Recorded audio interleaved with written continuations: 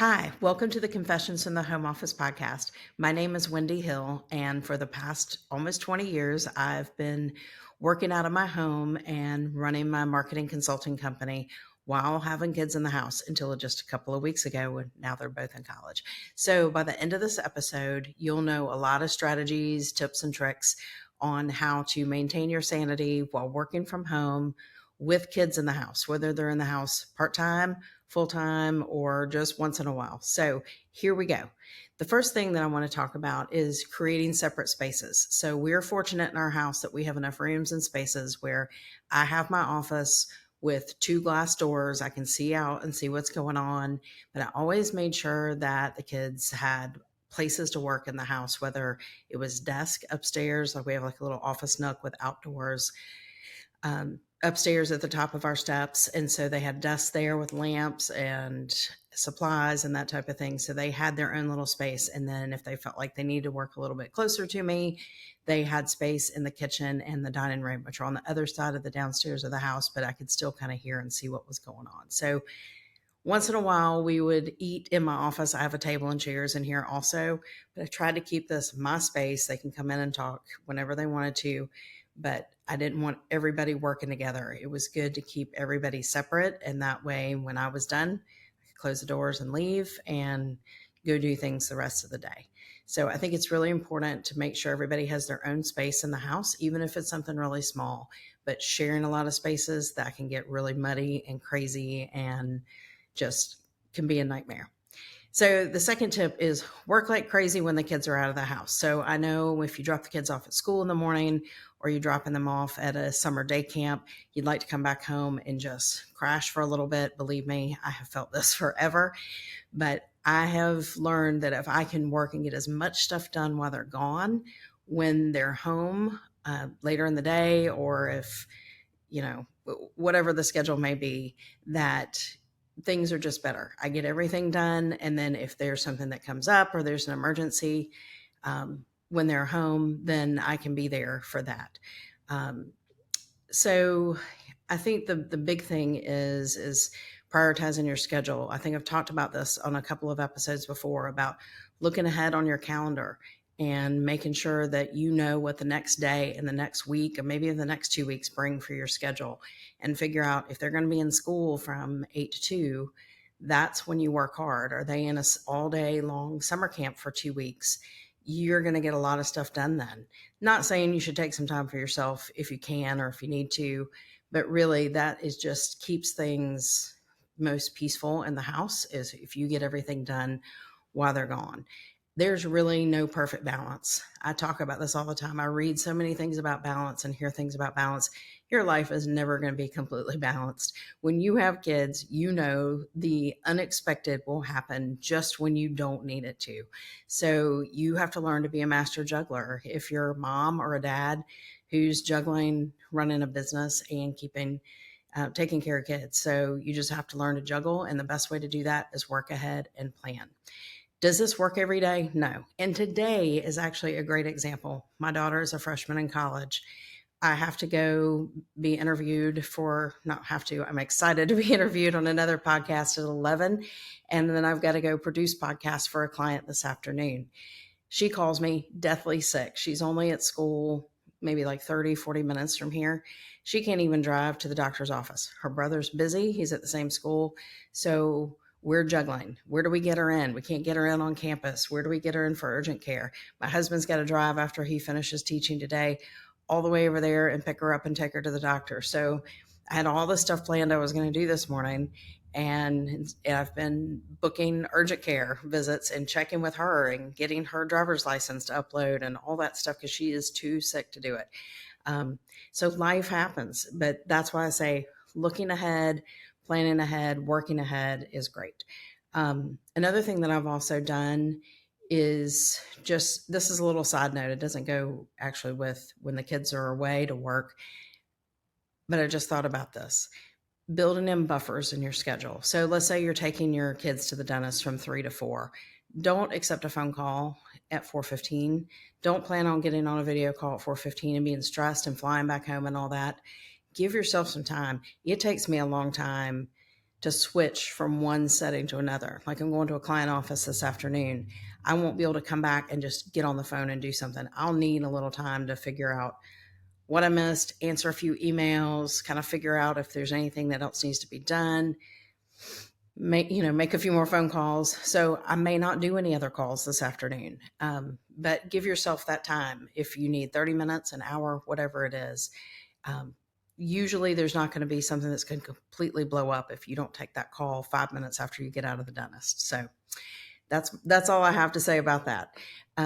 Number 3 is you need a network. There's no way that you can run a business and have kids in and out of the house all day without some types of support at some point.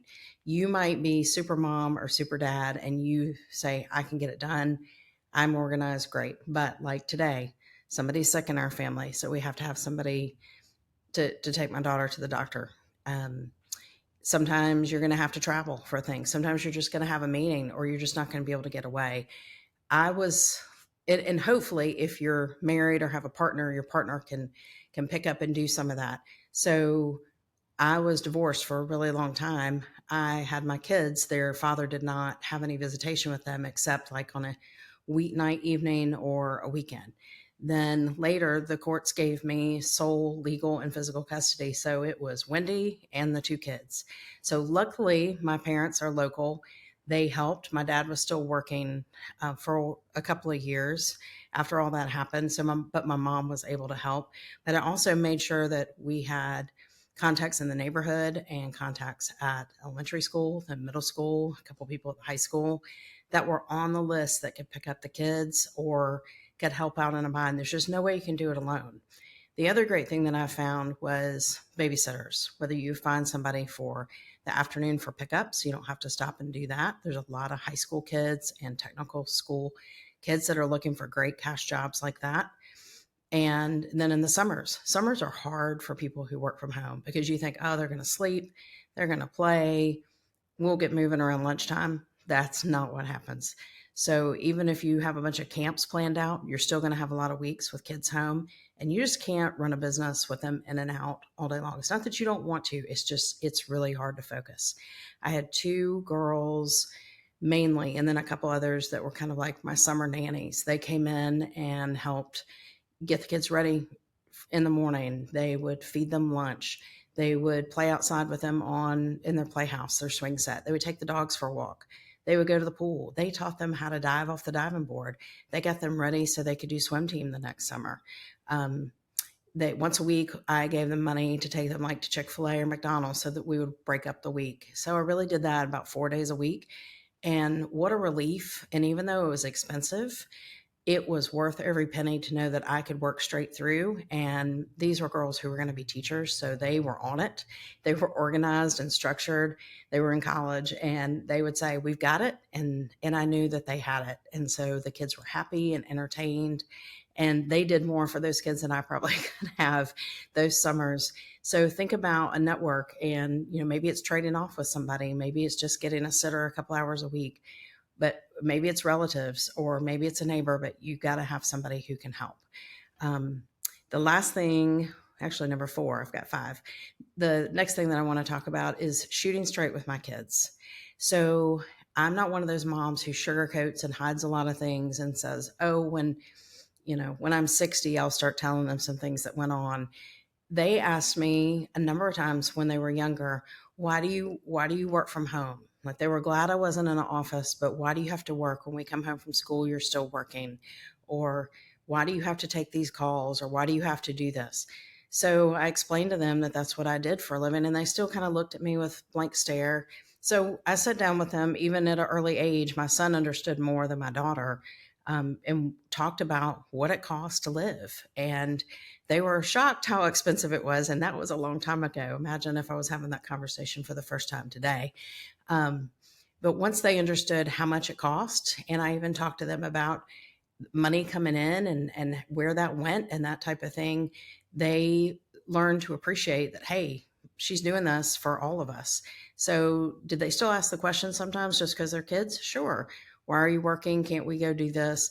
That's all normal. But they learned what it took to run a household and why there was the somewhat of the hustle to keep things moving and make sure that we, produced work and that people were happy and that they paid and paid on time. And I had the discussion with my kids also after the divorce. Do you guys want to move somewhere else? Maybe we don't want to stay here anymore. This is a big house. We had a lot of things happen here. And we talked about it several times over about 2 years, and they both said, no, this is where we live. This is home. This is where we want to stay. So I said, okay, mom's going to have to work really hard to stay here and be here. This is not cheap. And so from that point on, I feel like we really became a team. Did they help out more around the house? Yes. Every time I asked, absolutely not. But I feel like they understood more that what it took, and it was going to take some work and some effort to stay here, and they were helpful. And I feel like it helped them when they started working, or like my son wanted to buy a car. They understood the financials better, and I don't feel like it put a lot of stress on them. I feel like it just gave them some knowledge, and there weren't that many aha moments as they got older. And then the last thing I want to talk about is you kind of have to tailor working from home. It has to be a little bit different for each kid. So I have two children. My son, he was on the podcast last week. He's calmer, he's laid back, he's lower energy. He can get crazy and wild, but he's a pretty good egg about things, and he will listen and he will behave most of the time.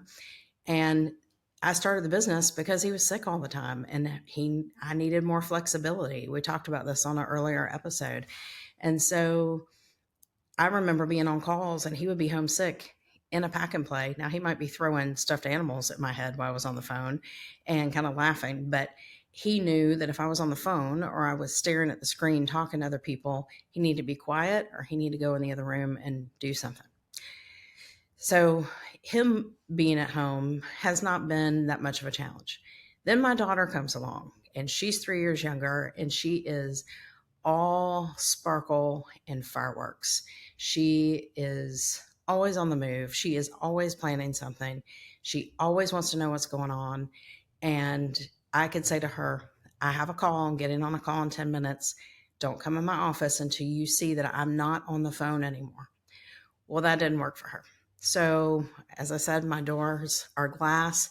I would be on the phone and suddenly I would see a sign that would come up and say, we needed to discuss dinner. Or I would see another sign that she would write that would say, the guinea pigs are on my bed watching a movie. Or she would say, if that didn't get my attention, it would be, can I walk to CVS down the street by myself? That was a mile away. No, you're not doing any of that. So you never know. So she would be one to also kind of sneak in once in a while, wave at people on a Skype or a Zoom. Or if she knew that I wasn't on camera, she would stand behind me in my chair, do my hair, do my makeup. I did learn my lesson once to look in the mirror before I leave the house. She worked on my makeup one day while I was on the phone, and it was relaxing and it was fun. And I was taking notes and talking to somebody. I didn't think anything about it. I left to go gas up the car for the next day. Did not look, got to the gas station. Everybody's laughing at me, looking at me, snickering, but nobody's really making eye contact. I look in the mirror. She has put this goldish pink glitter stuff all over my face and like huge cat eyes and big red lips. And it was completely hideous. And as soon as I realized it and I looked at her, she ducked in the car. She knew what she had done. So with that, I'm just saying, you kind of have to be able to be flexible and have a plan for each child in your house. They're not all going to be the same. Like I said, I could kind of tell my son what the day was going to look like. He's got it. He's out of the way. He's doing his thing. If he had his chores, he would get them done. My daughter, she's going to stir up trouble. If worse comes to worse, she's, if she knows something's really important, she's going to behave, but she's definitely going to press my buttons and keep me entertained. I have never been bored since either one of them were born, but especially since she was born. So anyway, those are my tips for today. I hope some of that helped. I know it's kind of all over the place, but when you work from home and a mom or a dad, you have to be flexible. You have to do some great planning. You have to have a good network. And you have to kind of keep a sense of humor. Even this morning when I was on trying to book an urgent care appointment, I'm getting frustrated. I'm getting grumpy. I can't get the the insurance card upload properly, then I was like, this is all going to be over in like 5 minutes. So you just have to take a deep breath and keep going and know that you're going to blink and they're going to be out of the nest. And that's where I am now. And I think about all the stuff that's gone on, and it seemed like it happened over a 2-week period. So what is that saying? Like the days are long, but the years are short. That is so, so true. So that's it for this episode of Confessions in the Home Office. I'll be back next week to talk about something else. And make sure you subscribe, hit the subscribe or follow button on whatever video or podcast platform that you use. That way you'll get notified when the next episode comes out. So thanks so much for watching. Take care.